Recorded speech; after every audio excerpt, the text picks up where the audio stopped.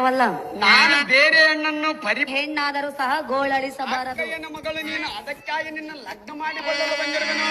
ನಿನ್ನನ್ನು ಇಲ್ಲಿಗೆ ಬಾ ಎಂದು ಕರೆದವರು ಯಾರು? ಯಾರು ಕರೆದಿಲ್ಲ. ನಿನಗೆ ಲಗ್ನವಾಗುವೆಂಬ ಸುದ್ದಿ ಕೇಳಿ ಬೆಕ್ಕನೆ ನಾನೇ ಬಂದಿರುವೆನು. ಕರೆದವರ ಮನೆಗೆ ಬಂದವರನ್ನು ಏನೆಂದು ಕರೆಯಬೇಕು? ನಾನು ನನ್ನ ಒಡ ಹುಟ್ಟಿದ ಅಕ್ಕಯ್ಯಳನ ಮನೆಗೆ ಬಂದಿರುವನು. ಕೇಳುವರದಾರು? ಓಹೋ ಅಣ್ಣ, ನಿನಗೆ ತಾಯಿಯಾಗುವ ಮುಂಚೆ ನನಗೆ ಅಕ್ಕಯ್ಯಳವಳು.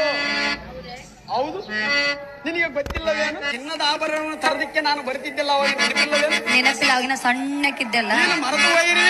ಹೌದು ಹೌದು ಅಣ್ಣಯ್ಯ, ಒಂದರಿ ಹೇಳುವೆನ ಕೇಳು. ಹಾಗೆ ಏನು ತಮ್ಮ ಹಾಗೆ ಹೇಳು. ಯಾಕೆ ನಿನಗೆ